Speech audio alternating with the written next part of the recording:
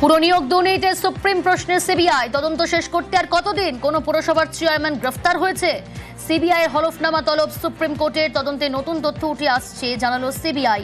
একজন পুরসভার চেয়ারম্যান গ্রেফতার জানালো সিবিআই। পুরো নিয়োগ দুর্নীতিতে এবার সুপ্রিম প্রশ্নে সিবিআই তদন্ত শেষ করতে আর কতদিন? কোন পুরসভার চেয়ারম্যান গ্রেফতার হয়েছে? সিবিআই এর হলফনামা তলব সুপ্রিম কোর্টের তদন্তে নতুন তথ্য উঠে আসছে জানিয়েছে সিবিআই। একজন পুরসভার চেয়ারম্যান গ্রেফতার জানালো সিবিআই। পুরো নিয়োগ দুর্নীতিতে সুপ্রিম কোর্টে প্রশ্নের মুখে সিবিআই তদন্ত শেষ করতে আর কতদিন? কোন পুরসভার চেয়ারম্যান গ্রেফতার হয়েছে? সিবিআই এর হলফনামা তলব সুপ্রিম কোর্টে।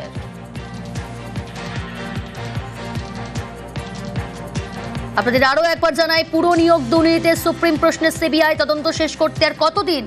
কোন পুরসভার চেয়ারম্যান গ্রেফতার হয়েছে? সিবিআই হলফনামা তলব সুপ্রিম কোর্টের তদন্তে নতুন তথ্য উঠে আসছে জানালো সিবিআই। একজন পুরসভার চেয়ারম্যান গ্রেফতার জানিয়েছে সিবিআই। আরো ডিটেল জানাবে অর্ণব রয়েছে আমার সঙ্গে। অর্ণব, দেখো, পুরো নিয়োগ দুর্নীতি মামলা মূলত এসএসসি নিয়োগ দুর্নীতি ঘটনার পর পুরো নিয়োগ দুর্নীতি মামলাতেও গ্রেফতার হয় অয়নশীল এবং যারা এই প্রক্রিয়া কন্ডাক্ট করেছিল সেই সংস্থার অন্যতম কর্ণধার ছিল অয়নশীল।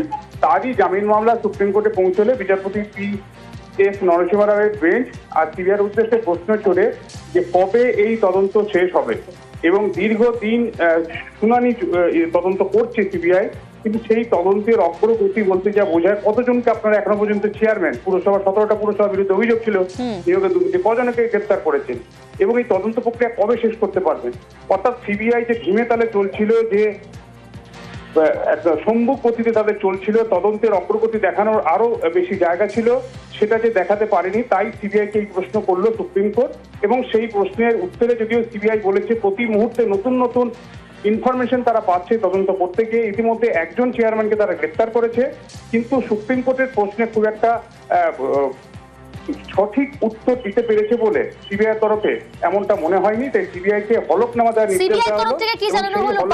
দেওয়ার পরই অর্ণব, সিবিআই তরফ থেকে কি জানানো হয়েছে? প্রাথমিক কি তথ্য সিবিআই তরফে জানানো হয়েছে এই দুর্নীতি মামলা তদন্ত করতে গিয়ে প্রতি মুহূর্তে প্রতিদিনই কার্যত তারা তদন্তের নতুন নতুন দিক উন্মোচন করছেন।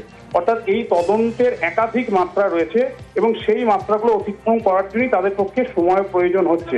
যদিও প্রধান এক্ষেত্রে বিচারপতি পি.এস. নরসিংহ প্রশ্ন করেন যে এই নিয়োগ দুর্নীতির আসল কাণ্ডারিত হচ্ছে এই অয়নশীল, কারণ এই যে ওএমআর কারচুপি যাবতীয় কিছু আসল মাথা তো সে। যদিও তারা আইনজীবী উত্তর দেওয়ার চেষ্টা করেন যে না, এটা এসএসসি নিয়োগ দুর্নীতি মামলা নয়, এটা পৌরসভা নিয়োগ দুর্নীতি মামলা।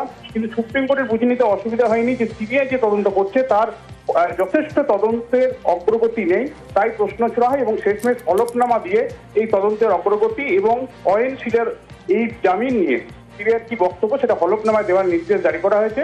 এবং সিবিআই হলফনামা দিলে সুপ্রিম কোর্টকে যদি সন্তুষ্ট করতে পারে, সেক্ষেত্রে মামলার ভবিষ্যতে অয়নশীলের জামিন হবে কিনা সে বিষয়টা নির্দিষ্ট হয়ে যাবে।